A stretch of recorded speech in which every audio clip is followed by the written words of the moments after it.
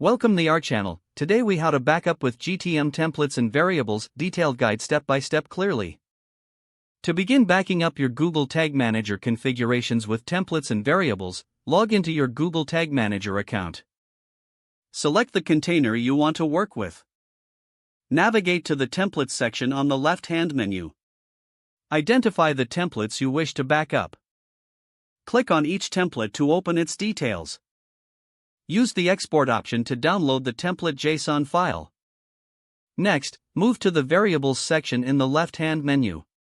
Review the user-defined variables you have set up.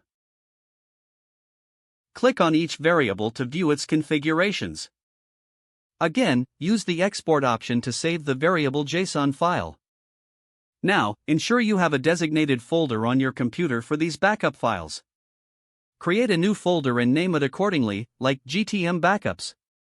Drag and drop all downloaded JSON files into this folder. It's essential to regularly back up your configurations to avoid data loss.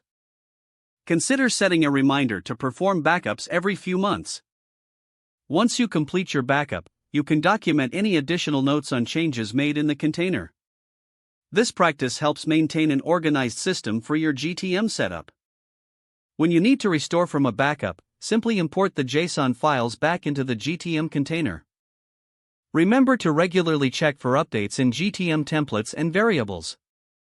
Staying current with changes can enhance your tracking and analytics capabilities.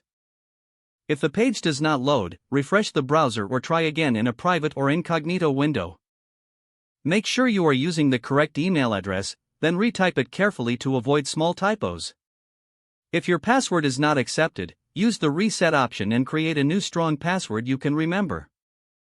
Check your spam folder for verification or security emails, then complete any requested confirmation steps. Enable two-factor authentication if available to improve account security and reduce unauthorized access risk. After signing in, review your profile details so your contact information and settings are accurate and current.